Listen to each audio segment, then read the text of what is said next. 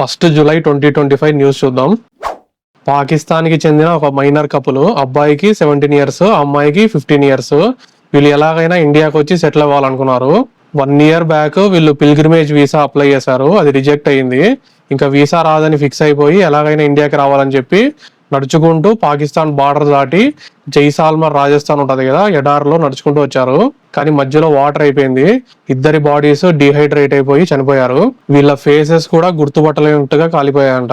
వీళ్ళిద్దరూ భార్యాభర్తలంట, మైనర్ భార్యాభర్తలు. మధ్యప్రదేశ్ లో ఇద్దరు అమ్మాయిలు, ఇషితా సాహు, శ్రద్ధా దాస్ అని, వీళ్ళిద్దరి మధ్య ఏదో గొడవ అయింది. ఈ ఇషితా సాహు అనే అమ్మాయి శ్రద్ధ వాళ్ళ ఇంటికి వెళ్ళి నీకు సర్ప్రైజ్ ఉంది బయటికి రమ్మని పిలిచింది. ఆమె బయటికి రాగానే ఆమె ఫేస్ మీద యాసిడ్ పోసింది. శ్రద్ధ ఫేస్ 50% కాలిపోయింది.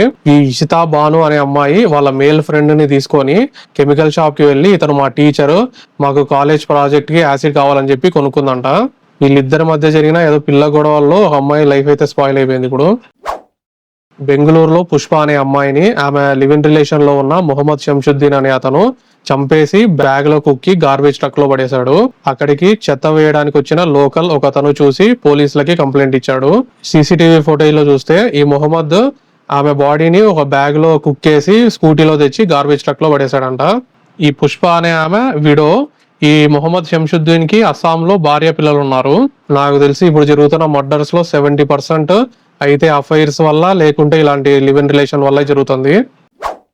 July 1 నుండి ఢిల్లీలో 15 years దాటిన వెహికల్స్ కి పెట్రోల్, డీజిల్ కొట్టకుండా కొత్త రూల్ ని తీసుకొచ్చారు. కొన్ని పెట్రోల్ బంక్స్ ని ఐడెంటిఫై చేసి అక్కడ కానిస్టేబుల్స్ ని పెడతారంట. వాళ్ళు వెహికల్స్ ని చూసి 15 years దాటి ఉంటే చలాన్స్ అయితే వేస్తారంట. అలాగే ఆటోమేటెడ్ కెమెరాస్ కూడా పెట్టాలని ఆలోచనలో ఉన్నారు. ఇండియాలో GST కలెక్షన్స్ 2024-2025 మధ్య 22.08 lakh crores అయితే అయ్యింది. ఇందులో ఇయర్లీ మీరు యావరేజ్ ఎంత పే చేసి ఉంటారో కామెంట్ చేయండి.